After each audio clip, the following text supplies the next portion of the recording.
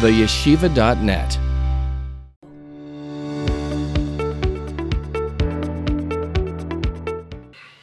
Welcome everybody. We're in the middle of the introduction, the monumental and historic introduction of the Rambam, Maimonides, Rabbeinu Moshe ben Maimon, to his magnum opus, to the Mishnah Torah, Yad HaChazaka of the Rambam. Last class, we explored the first section of the Rambam's introduction. We are in the middle of it after he finished enumerating the 40 generations from Reb Ashi, the person who composed or began to compose the Babylonian Talmud, the Talmud Bavli, all the way up till Moshe Rabbeinu, who was number 39, and number 40, Moshe Rabbeinu, the Rambam says, Mipi HaGvura, received from Hashem, and we're holding after the words, Nimtza Shekula MeHashem Elokei Yisrael, meaning that everything comes ultimately from Elokei Yisrael, from the God of Israel. So, very brief summary of what the Rambam taught us. The Rambam discussed at length the transmission of how the oral tradition, the Torah Shebaal Peh, was transmitted all the way from Moshe Rabbeinu, 40 generations progressively. And the Rambam demonstrates how the tradition, the Kabbalah, the Messiah is so airtight. There's literally, it's an unbroken chain. And this is critical to understand the entire structure of halacha. And actually I find that most people are unaware of how powerful this is, of how serious this is, of how authentic a system we're dealing with. Because the ear tightness is so important to understand that there's no room. The immune system of the Messiah of the halacha is so powerful that it's an immune system that spits out and that does not allow foreign invaders to manipulate it and hijack it and distort it. It's something that a lot of people, even people who grow up in a yeshiva system and in the yeshiva world, don't realize, because we don't spend so much time educating our children and our youth with the background, the context of how the system works. You know, the back end of the program, we deal with the software, we don't always deal with the hardware, which I think is sometimes problematic. So an introduction like this of the Rambam opens us up to the ear tightness of this tradition. And the Rambam's basic point was how Moshe Rabbeinu, when he gave the Torah, he didn't only give a text, he gave a full elucidation and a commentary of the text of the Chumash, explaining the details and nuances of the 613 mitzvahs of the Torah. And this he taught. It was the part that he wrote. This is the Chumash, Chamisha Chumsha Torah, the Sefer Torah, and one which he placed in the Ark. And then there was the whole dimension of it, most of it, which he actually taught orally, which we call Torah Shebaal Peh. And the Rambam explains how he taught this to all the Jewish people. And he taught it especially to his successor, his student Yehoshua, and to Elazar, the son of Aaron, and to Pinchas, who later bring it to the next generation, and they teach it to the sages. And here the tradition goes on from generation to generation, and the Rambam continues all the way down through the hundreds of years of the Jewish people in the first Commonwealth, the first Beis HaMikdash, the destruction, the building of the second Beis HaMikdash, the hundreds of years of the second Commonwealth, the second Beis HaMikdash, until its destruction, the days of Rabbi Yochanan ben Zakkai, even though he doesn't mention the destruction of the first and the second Beis HaMikdash. I'm saying that just to give the context of history, and I think there's a reason he doesn't mention it, because his point is that throughout all of the vicissitudes of Jewish history, through all of the dramatic fluctuations and transformations and transitions from one extreme to another extreme, the tradition, the Messiah, Torah Shebaal Peh, remained a constant. It remained something that endured and was consistent from generation to generation, despite the upheavals and despite the turmoil and despite savage suffering and agony and destruction and relocation and exile and return. But there remained this unbroken chain of teacher to student and student, relationship of teacher to student and student to teacher, and so generation after generation, where the student of one generation becomes the master and the teacher of the next generation of students, and so forth, until he reaches the era of the man he calls Rabbeinu HaKadosh, our holy teacher, also known as Rabbi Yehuda HaNasi, Rabbi Judah the Prince, who is a great-great-grandson of Hillel the elder. And the Rambam goes through that chain, and Hillel, of course, received from the previous generations, and so back all the way to Moshe Rabbeinu. Rabbeinu HaKadosh does something that was never done before. He decides that it's time to compile everything in a text, which he calls the Mishnah. And the Rambam explains at length, which we did in last class, why Rabbeinu HaKadosh felt this way, and his students also composed many texts. He discussed Rav, Sifra, and Sifri, and Rabbi Shia, Tosefta, and Reb Chia, Braisa, and Reb Yochanan, a student of Rebbe, when he was a child, when he was young, is the one who begins to compose the Talmud Yerushalmi around 300 years after the destruction of the second Beis Hamikdash. As I said, if the destruction of Beis Hamikdash was in the year 70 after the Common Era, according to the Rambam, the Yerushalmi was edited or written or composed approximately in the year 370 after the Common Era. He says approximately, it could be 380, 390, 400, but approximately 300 years after the destruction of the second Beis Hamikdash. And so, Rabbeinu HaKadosh, the editor of the Mishnah, has many students who also compose texts, and from there the tradition continues. Rabbeinu HaKadosh Rabbi Yehuda HaNasi is the last generation of Tanoim, and then he has students like Rabbi Yochanan, Rav, Shmuel, who are the first generation of Amoraim, and they continue to transmit the tradition to the next generation until just a few generations later we come to a man named Rav Ashi.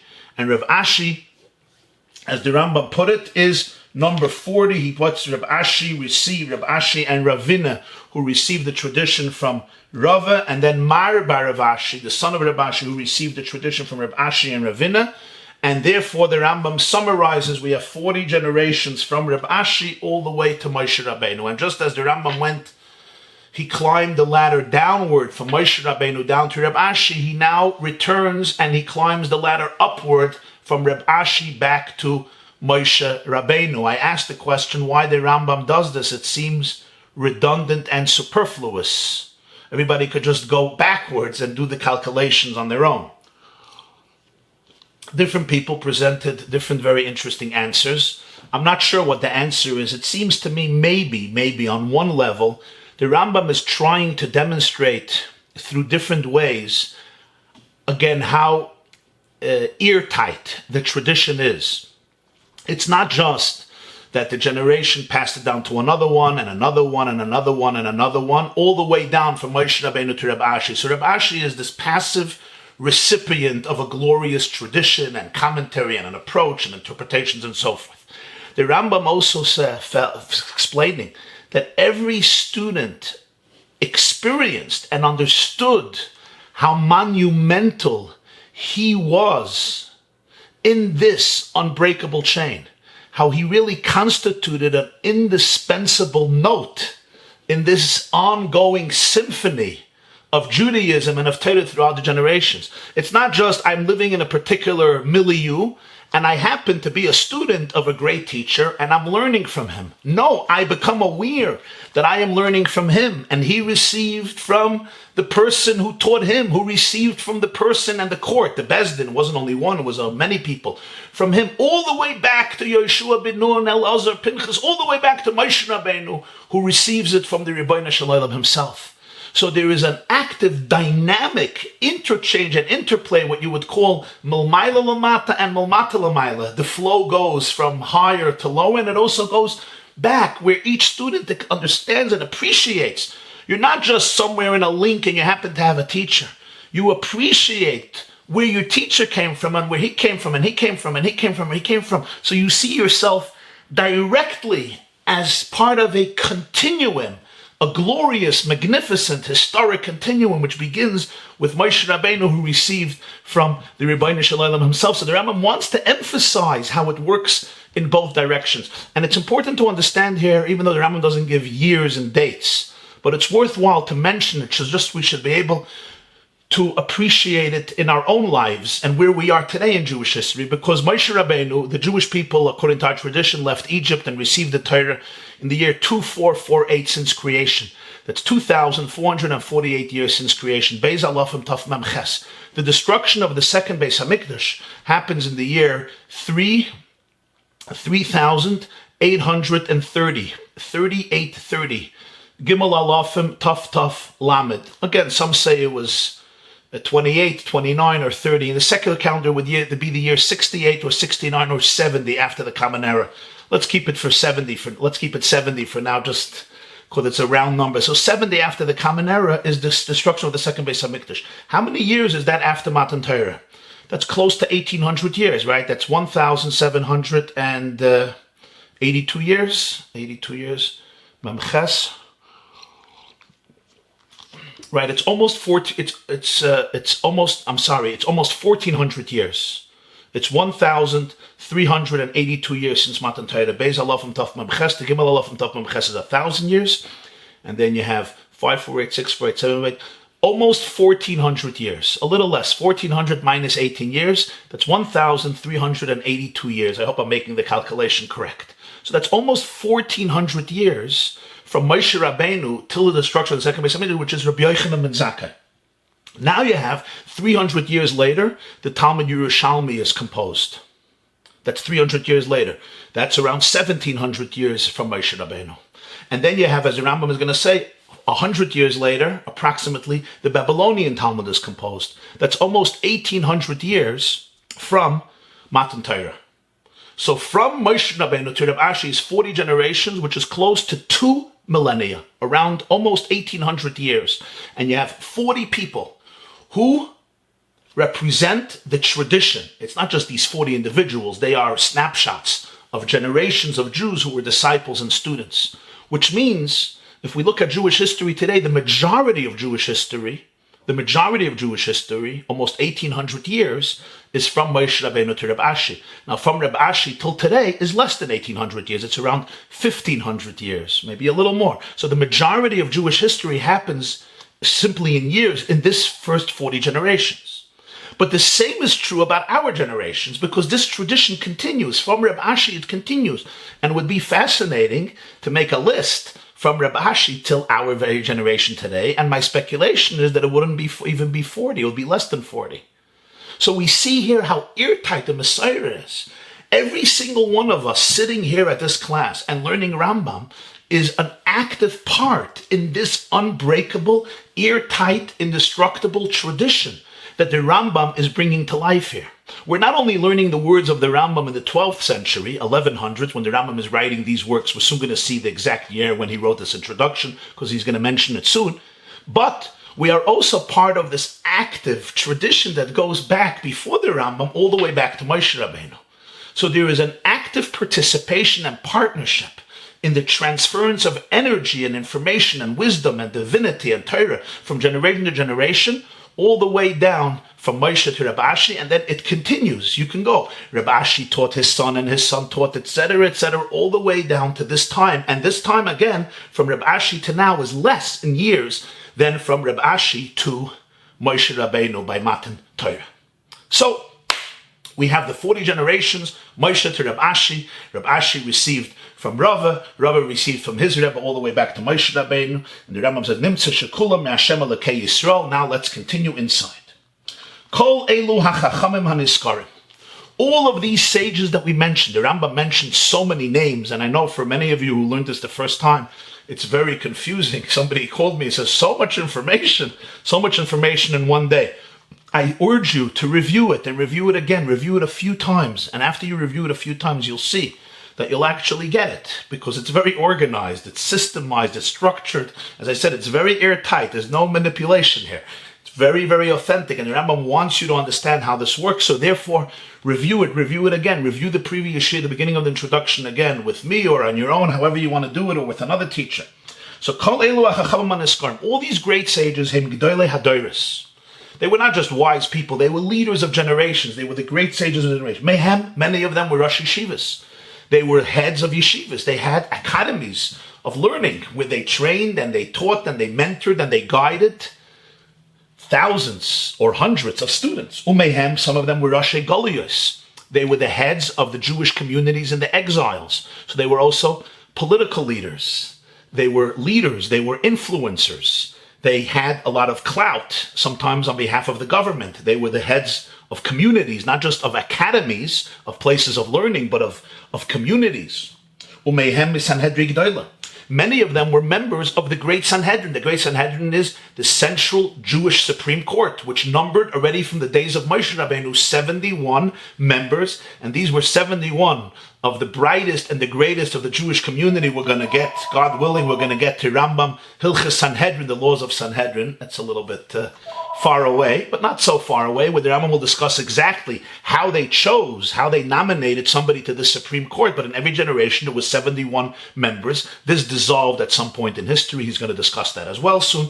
So some of them were members of the Sanhedrin. But with them, in every generation, thousands of Jews and myriads. Revav is 10,000. So Revavis are myriads, tens of thousands of Jews who learned from them. V'imahim, and with them, Ravina v'Rav Ashi, himsoif chachmei HaTalmud. K'sheshamu mehem v'imahim. There were thousands and myriads of students who heard from them, who heard their teachings, and with them. From them or with them. Students or colleagues. Says the Rambam, Ravina v'Rav Ashi, himsoif chachmei HaTalmud. I know that sometimes different versions may have slight variations in text, like Soif Chachmei HaGemara, Soif Chachmei HaTalmud. I'm using one version of the Rambam's introduction, but for Meister Rav Kook, the Mishnah Torah of Meister Rav Kook, Rambam Lam, but I know that there's sometimes variations. I see here another Rambam where it says Gemara, so just don't get confused. The theme is the same, but you'll sometimes have a change of words because of the manuscripts were copied, and there's sometimes a change here or there. Ravina and Rav Ashi Ravina and Rav Ashi are considered the end of the era of the sages of the Talmud, which we call the Gemara.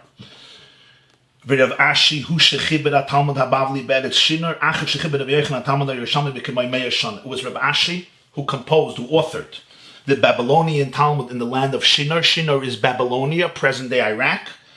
After Rabbi Yochanan composed the Jerusalem Talmud, approximately 100 years. This means that according to the Rambam, the approximate date of the composition of the Babylonian Talmud should be around 470 after the Common Era. Because he said before that the Talmud Yerushalmi was composed around 100 years after the destruction of the second Beis HaMikdash, which was in the year 70. 300 years later would be around the year 370 Common Era. Again, the Rambam says give or take, he says approximately. And the Babylonian Talmud was composed a century later, so you're dealing with approximately the year 470 after the Common Era. Again, it could be 480, 490, 500, which are numbers that are given in some places, or a little earlier, but approximately that time, the end of the 5th century after the Common Era, or if you want in the Jewish calendar, it would be the year 4130. 400 years after the destruction of the second Beis HaMikdash in the year 3830. So you have 300 years later the Talmud Yerushalmi, and 400 years later, approximately the year 4130, the composition of Talmud Bavli, the famous Gemara Babylonian Talmud, through Rav Ashi. V'inyan shnei ha-talmudim, what is the function of these two Talmuds, of these two Gemaras?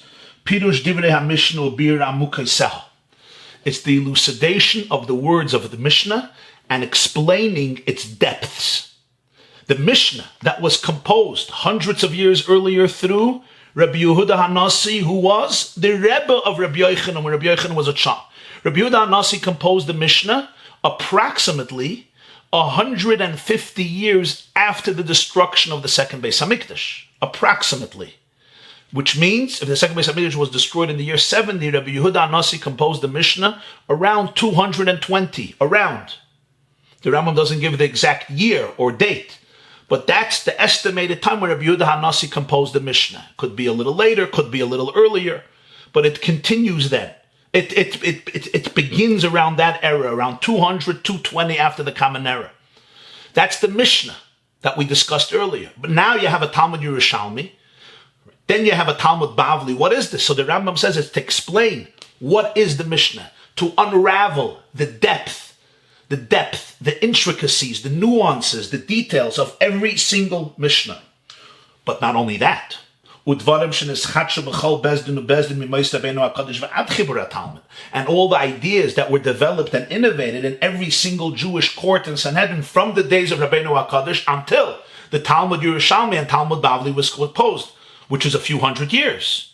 So since then, a lot of new insights. It's not just explaining what the Mishnah says. It's also discussing all the ideas that were developed and innovated during the subsequent years after Rabbeinu HaKadosh.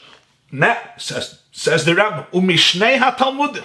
If somebody masters both Talmuds, the Yerushalmi and the Bavli, Uminat Tosefta, and also masters the Tosefta, remember that is the addition to the Mishnah that was composed by a man named Reb Hoshi, who was a student of Reb Yehuda Hanassi. Umi Sifra v'Sifri, and from the Midrashim Sifra and Sifri, which is a commentary on Sefer Bamidbar and Dvarim that the Rambam said earlier was composed by Rav, the great Rav, who was a student of Rabbeinu HaKadosh. Mikulam, from all of these texts, Yisboyer, you will figure out, you will learn ha'asur v'hamuter, what is forbidden, what is permitted, ha'tamei v'hatar, what is impure and pure, ha'chayev v'hapater, who is guilty and who is exonerated, ha'pasel v'hakosher, what is disqualified and what is qualified, what is kosher.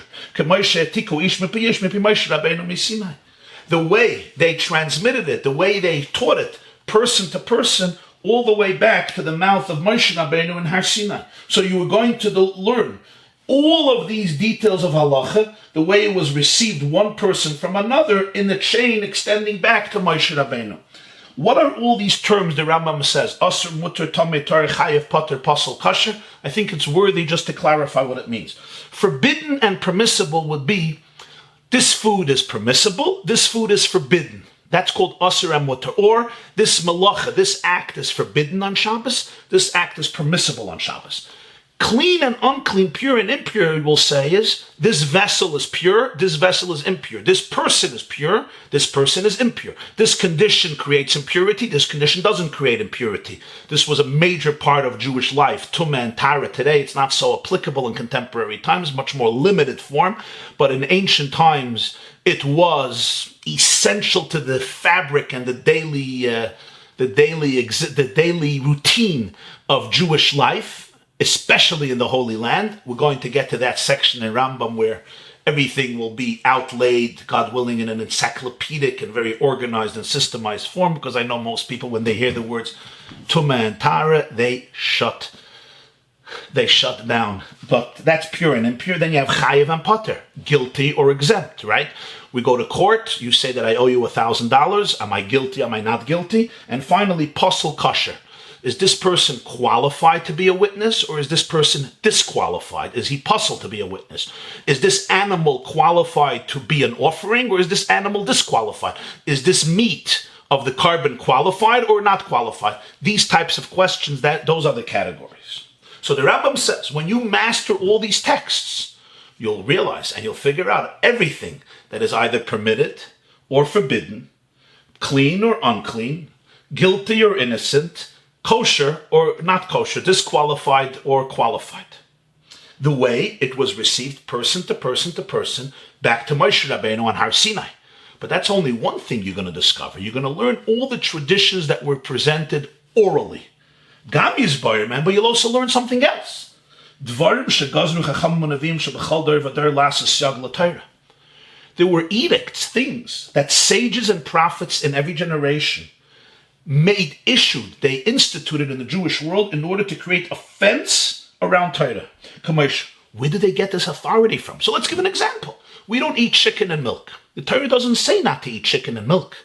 The Torah's prohibition is against eating meat and milk, not chicken and milk. We're gonna, if you remember in the Gemara, Rabbi Yossi HaGalili ate chicken and milk.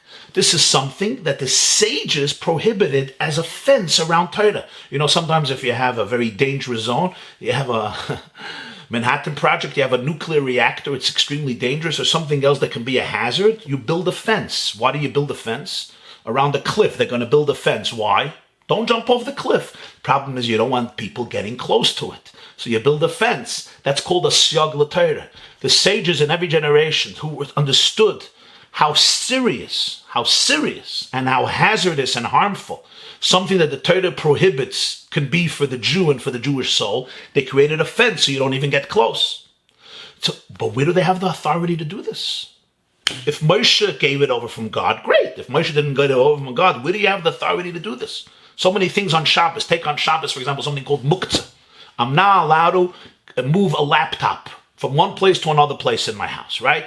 Or a telephone, or a computer, or a video camera, or a calculator. Okay, Allah Shalom. All these things, it's not a problem. I can't put on the laptop. Why can't I move it? I'm just giving examples of fences that the Torah, that the Chachamim made throughout the generations. Where did they get the authority for this? So the Rambam right away says, this is airtight. They heard this from Moshe explicitly. Shenemar, Moshe Rabbeinu says, Ushmartem es mishmarti. Ushmartem es mishmarti. It's a very interesting redundancy here. You should guard my mishmeres. Asu mishmeres limishmarti. You should create a system that protects that which I want you to be protected from. Ushmartem es mishmarti means there's certain things I want you to be nishmer from. I want you to be protected. These are hazards. These are not good for you. You could make a fence around it to protect somebody from getting stuck and lured into this act. That's the basis why the sages and prophets throughout the generations made different fences. Where are you going to learn about this? Where are you going to know about this? It was all written down in the two Talmud Bavli, Yerushalmi, which includes the Mishnah, of course, and the other texts that the Rambam discussed, Tosefta, Sifra, Sifri, and of course the other texts he mentioned earlier, which are Braises, Teiras Koyanim. V'chein, not yet, we're not done yet. Yisboyer mehem, you'll also learn something else about Judaism. Haminhagos, v'hatakonos, shehiskinu, oishenagu b'chol dor v'dor, k'moshero, bezdin shaloisi hador. The customs and the institutions that they instituted, or that became a custom in every generation based on the court, on the Sanhedrin of that generation, because one is forbidden to depart from them. Shenemar, the pasuk tells us, Lo sasur min hadavar asher yagidu lecha yamin usmail. Do not depart from the law that the Bezdin will share with you, whether it's going to the right or going to the left. So Moshe Rabbeinu tells the Jewish people in Dvarim Perik Yud Zayin Lo sasur min hadavar asher yagidu lecha yamin usmail. Because if Moshe Rabbeinu didn't tell it to us, where is there an authority here? So in addition to the fences that they made, things not to do, there's also takonos, things that they instituted, and minhagim, the traditions and customs that they instituted, which Moshe Rabbeinu tells us, don't depart from this. He gives them the authority to make these institutions, and he tells the Jewish people, you should follow these. V'chein mishpatim, one more thing, v'chein mishpatim. People want to know what's the difference of takonos and minhagim. The Rambam introduced here three things. It's important to understand this. Gzeiros, takonos, and minhagos. Gzeiros are edicts of things we do not do to protect us from violating a biblical prohibition. The example would be chicken and milk. Another example would be muktzah on Shabbos, or various rabbinic prohibitions of things we don't do on Shabbos, even though the Torah doesn't prohibit it. But the rabbis prohibited it as a fence. Those are called gzeiros. Takonos are mitzvahs that the rabbis instituted in Jewish life, even though they're not biblical. An example, lighting Shabbos candles. Lighting Shabbos candles doesn't say in Chumash, you don't have to light Shabbos candles. It was an institution of the rabbis to strengthen the institution of Shabbos. They instituted a mitzvah of lighting Hanukkah candles, or reading the Megillah on Purim, or sending gifts on Purim, right? These are called mitzvahs derabanan, takonos that prophets and sages instituted. They instituted a fast day on Tisha B'Av, on Shivasa B'Tammuz, on Asara B'Teves, Tzom Gedalia. Torah doesn't say to fast on Tisha B'Av, this is before the destruction of the Beis HaMikdash. These are takonos that they made. You have minhagim. Minhagim are institutions in Jewish life. I'll give an example. People,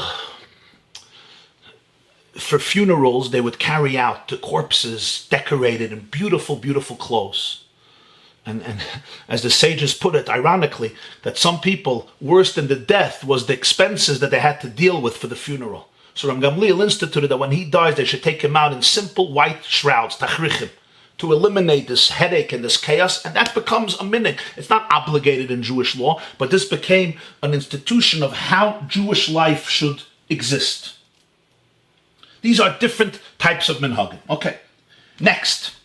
How do you know about all these things? Whether it's takonos, minhagim, gzeiros, the Rambam says you learn these gemaras and all these texts, you'll find out. Next. V'chein mishpatim v'dinim uflayim shlei kiblu mimaysha.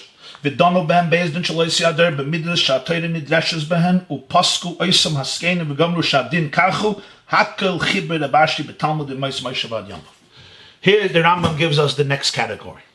There are many laws that Moshe Rabbeinu did not teach the Jewish people. It's not written in Chumash, nor did he give an oral tradition. And yet, these were situations that came up.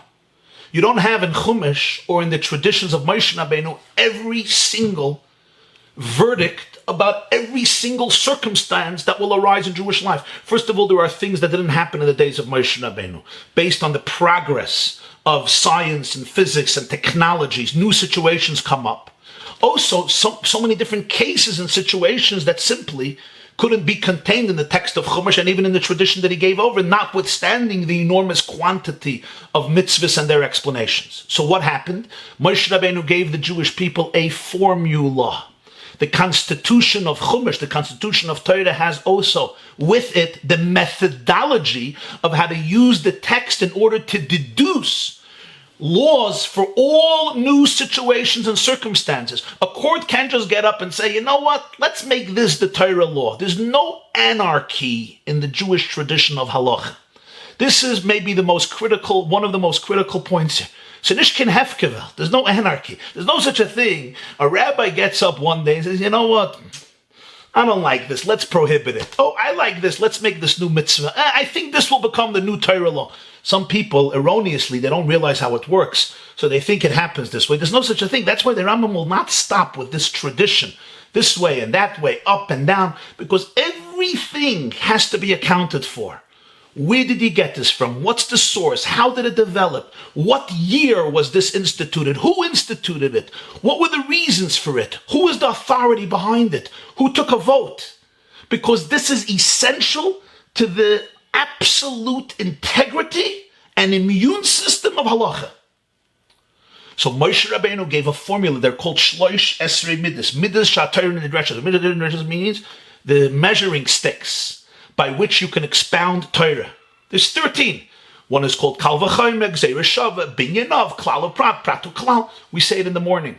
13 principles through which you can take the text of Torah and deduce from it the law for all types of circumstances and situations. Now, a lot of them will be debated. In other words, because we're using our minds to deduce the laws based on the principles, it's not black and white.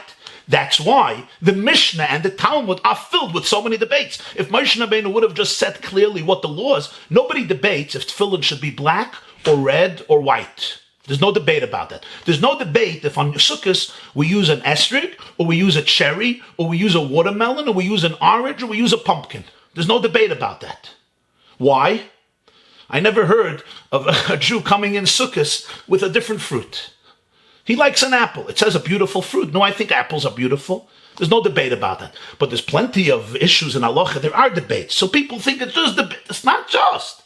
Something that Moshe Rabbeinu didn't say clearly and had to be deduced from the principles that he gave the Jewish people. Over there's a lot of room for disputations because people are using the principles coupled with their own minds.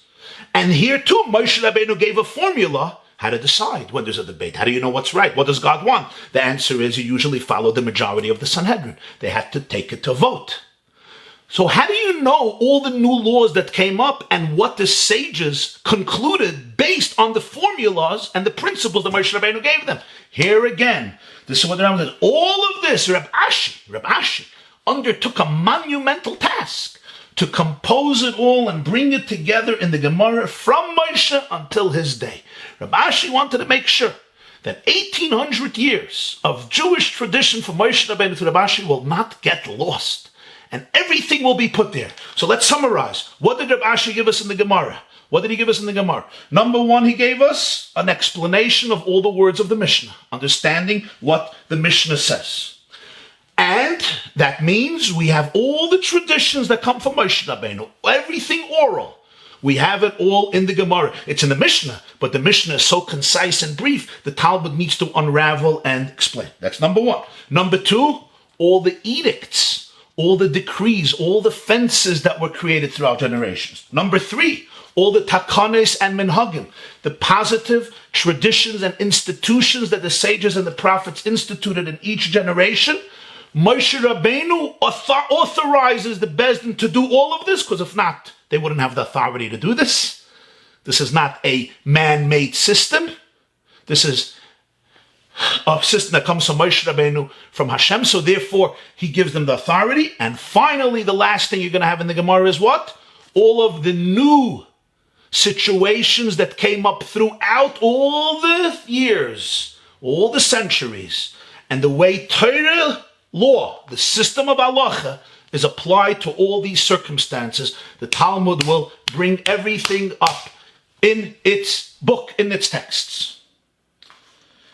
V'chibru, says the Rambam. V'chibru chav kmei mishnah chiburim acherim lefarish divrei Torah. The sages of the Mishnah, this is the generation of Rabbeinu HaKadosh, he goes now back, composed other works to explain the words of Torah. K'may. For example, I said, Reb Hoshia to Mishnah Rabbeinu HaKadosh chibur bir Sefer Bereshis. The student Rabbeinu HaKadosh, Reb Hoshia, we remember him because he composed Tosefta. He also composed an explanation on Chumash Bereshis, Bir Sefer Bereshis. And this is very well known. We know it as Medrash Rabbah. Medrash Rabbah Bereshis, which is a commentary of the sages on Sefer Bereshis. This is also comes from the time of the Mishnah. Rabbi Yishmael, Pirish Me'ela Shmois at Sefer Torah v'anikra Mechilta. Rabbi Yishmael, one of the great Talmudic sages who lives after the destruction of the second Beis Hamikdash, before Rabbeinu HaKadosh, he composes a book called Mechilta. This is a commentary from the beginning of Shmois all the way till the end of Torah. V'chein Rabbi Akiva chibur Mechilta. Rabbi Akiva also composed a sefer called Mechilta. Today we call it Mechilta de Reb Shimon Bar Yochai, but this comes from Rabbi Akiva. Reb Shimon Bar Yochai was a student of Rabbi Akiva. Other sages composed other midrashas. We spoke about Medrash Rabbah Bereshis. You have Medrash Rabbah Shmois, Vayikra, Bamidbar, Dvarim, Medrash Rabbah on different books of Nevi'im and Ksuvim, and other midrashim, says the Rambam, by many sages, all before the Babylonian Talmud. Nimtza, summation. Ravina v'Rav Ashi v'Chavreim Soiv G'dolei Chachmi Yisrael Amatikim Torah Shabal Peh. Priceless words. Ravina and Rav Ashi and their colleagues. This is 40 generations from Moshe Rabbeinu. They are considered the end of an era. The end of the era of the greatest sages of Israel who are matik, who transmitted the Torah Shabal Peh, the oral tradition. They are the ones responsible to capture and transmit Torah Shabal Peh all the way from Moshe Rabbeinu to the Jewish people. Why does he say the end, Soif? It continues. We'll soon see what he means. They are the last ones to make decrees again that the Chachamim made in order to protect the Jewish people from biblical violations. And they are the last ones to make institutions in order to strengthen Torah and mitzvahs, whether it's lighting candles Shabbos and Yom Tov, whether it's reading Torah on Monday and Thursday, whether it's making an Erev, different types of things. I'm talking about an Erev Chatzeris, etc. Here we go, V'inhigu min hagas. They are the last ones to create traditions and customs that will define the traditions and the routines in the entire Jewish world. Whether it would be clapping an arava, a willow on a Shana Rabbah, or it will be taking out a corpse in simple white shrouds. Minhagim that they instituted in Jewish life. Upashtu gzeiraisam b'takanoisam minagoisam b'chol Yisrael b'chol makom esmishvisei. And their decrees, their institutions, and their traditions expanded to all the Jewish people wherever they lived. And that's what he means there, the Soif. This is the last generation where they not only transmit the Torah Shabbat Peh, but they can make decrees and institutions and minhagim that will define the Jewish world universally. Everybody will follow it. After the court of Reb Ashi, remember, there's never one person here. Reb Ashi is part of a group of a Bezdin. There's a lot of scholars. Shechiber Talmud, he composes the Talmud, and finished the Talmud in the days of his son. Reb Ashi began the process, but it was only finished in the days of Reb Ashi's son, Marber Reb Ashi. So when the Rambam said the Talmud Bavli was composed around 400 years after the destruction of the second Beis Hamikdash, around 470 after the Common Era, this is the beginning of it. But it continued. It didn't happen in one day or 1 year. It continued during the life of his son as well. So that means it continues perhaps into the 6th century. After this, Nispazru Yisrael b'chol ha'aratzes pizu yeser v'yiyu l'ktzavis u'liyim ha'richoykim v'rofsak tata ba'olam v'nishtapshu adrachim b'gyosis. Very intense words. The Jewish people scattered into all of the countries around the world, even more dispersed than they were before, because we learned before that in the times under the Roman Empire, the Jews were exiled and scattered all over the place, but now it became even more extreme, to the point that they reached far remote locations and remote islands. And war increased in the world, conflict, and the ways, the roads, became completely overtaken by gyosais, by groups of robbers and thugs and terrorists. Basically, it became dangerous to travel. V'nismaya Talmud Torah. So the institution of learning Torah diminished. The concept that Jews should gather to learn in yeshivas in the thousands and the myriads, the way it used to be for so many generations, ceased. The infrastructure was not there. The opportunities were not there. Jews were all over the place. They were scattered. Traveling became difficult. There was war, violence, bloodshed. The Rambam says they could not support this life.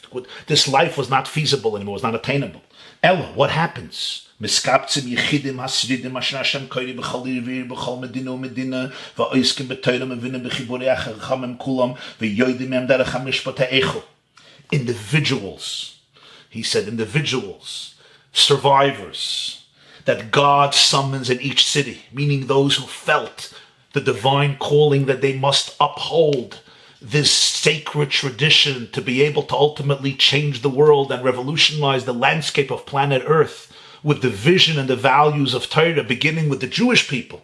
So these few individuals, these Siridim, you see how they translate Siridim, individuals, the remnants whom God called, would gather in each city and country and occupy themselves in Torah study and devote themselves to understanding the texts of the sages and learning the path of judgment from them.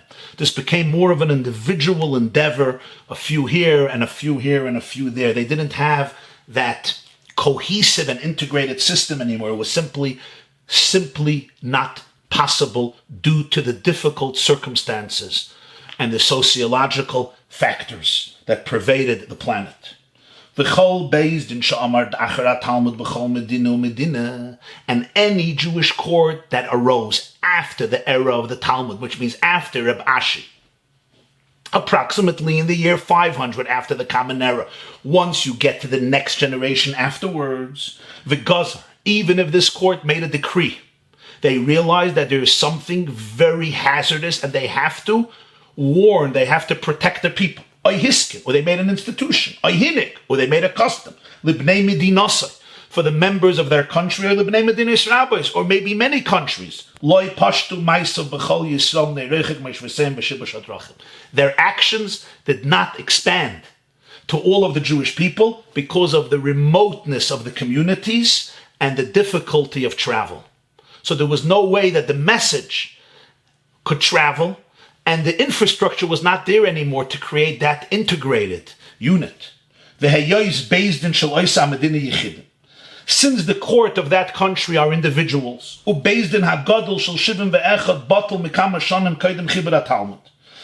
Bezdin Agadol, the great Sanhedrin numbering 71, was already nullified and dissolved a few years before the Babylonian Talmud was composed. So the Rambam says, lots of things happened.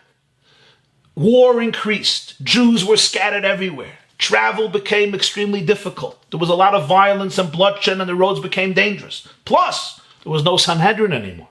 There was no one central body, governing body of the Jewish people, which numbered 71, because already a few years before the composition of Talmud Bavli, which means, according to the Rambam, somewhere in the 5th century, in the 400s after the Common Era, the Sanhedrin could not exist anymore. It had to be dissolved.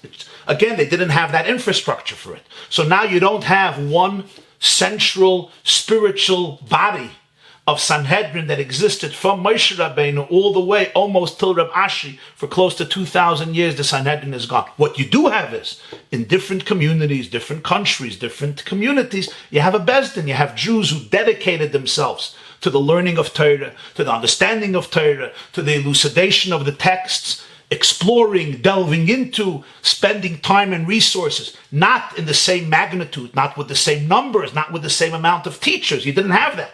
But they did have these individuals who were dedicated, and they had Bezdin, they would give the verdicts.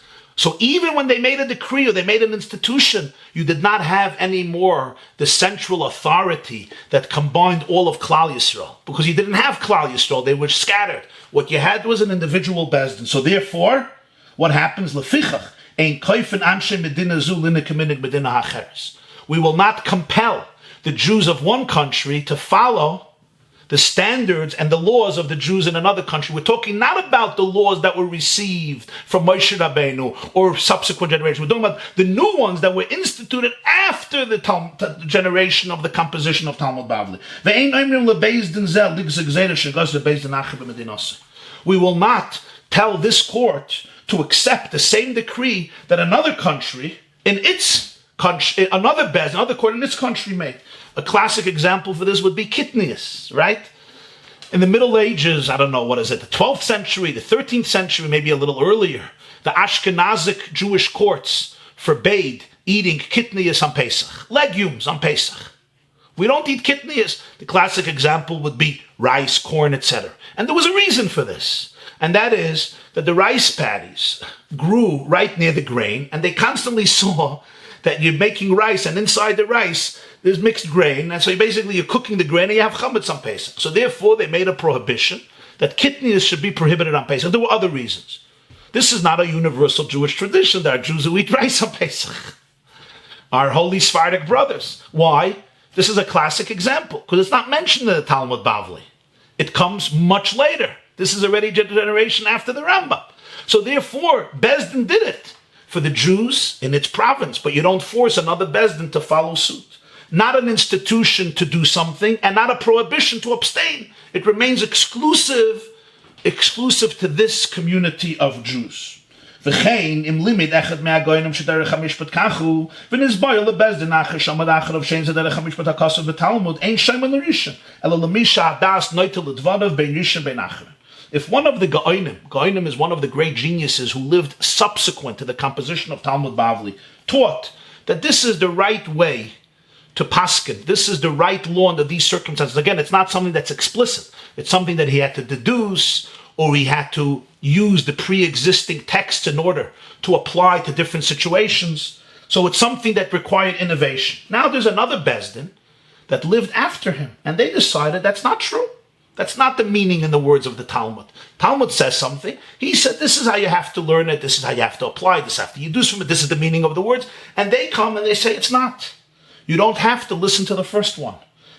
Rather, you follow the one that this Bezdin, the new Bezdin, says, our logic of Torah gravitates to the interpretation of the latter court, whether it's latter or earlier, even if it's latter. In other words, his interpretation obligates those who live under him. But another Bezdin could completely disagree, have another interpretation, and both become valid interpretations, and they are not obliged by the other interpretation because they have to use their minds, and in their mind, this is not the meaning of the Talmud.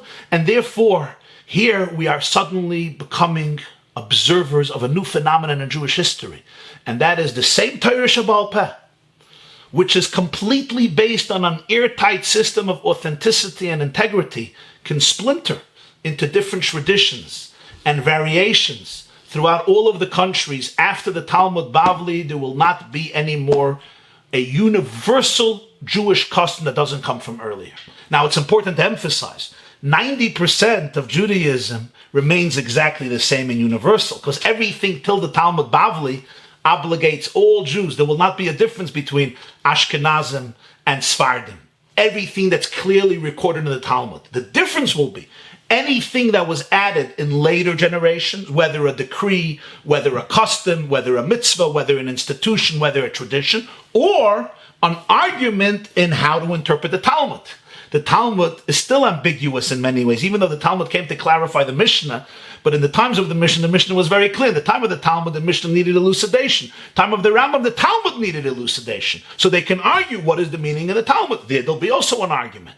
But anything that is clear in the Gemara, or that comes from previous generations and is recorded in the Gemara, there will not be an argument. And the Rambam is explaining what happened after the composition of the Talmud Bavli. This ends a special era in Jewish history. And this is the era where you have the great sages who not only transmit the tradition from Moshe Rabbeinu, but they also have the authority to make the decrees and to institute things based on the formulas of Torah, only based exclusively on the instructions of Moshe Rabbeinu, and it will become universal Jewish tradition and custom. I'm going to take a few questions. This class is brought to you by theyeshiva.net. Please help us continue the classes. Make even a small contribution at www.theyeshiva.net/donate.